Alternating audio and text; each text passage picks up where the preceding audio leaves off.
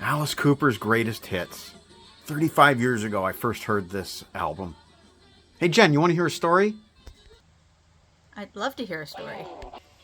My Uncle Don, my late Uncle Don, who we lost in 2020, was staying in that cottage right there that you can see right behind me, my grandma's place. And he said, Mike, do you have any music that you can loan to me this weekend for me to tape? And I gave him my tape boxes, however many tape boxes I had, probably 4 or 5 back then. And he said, cool. He taped whatever I had that he liked. I think I had maybe some Black Sabbath.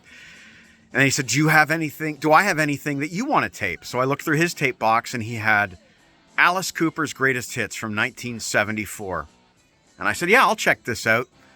So in this very, very spot, 35 years ago, I recorded Alice Cooper's Greatest Hits from my uncle. And I heard, probably for the first time, 11 of those 12 songs. The only one I knew before was School's Out, and maybe a little bit of I'm 18, like the chorus of I'm 18. And it was incredible because I didn't know what Alice Cooper actually sounded like aside from his like 80s material. I'd never heard his 70s material before, not the studio versions. And I was blown away. It was like, this is different. It's kind of like old Kiss in terms of production and sound. It was oldie rock and roll 70s style. And I was hooked. I was hooked on Alice Cooper. I didn't know.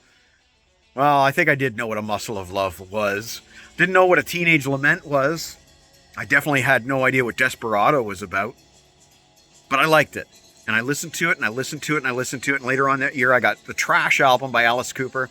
And I recorded that on the B-side of the 90-minute cassette on which Alice Cooper's Greatest Hits was.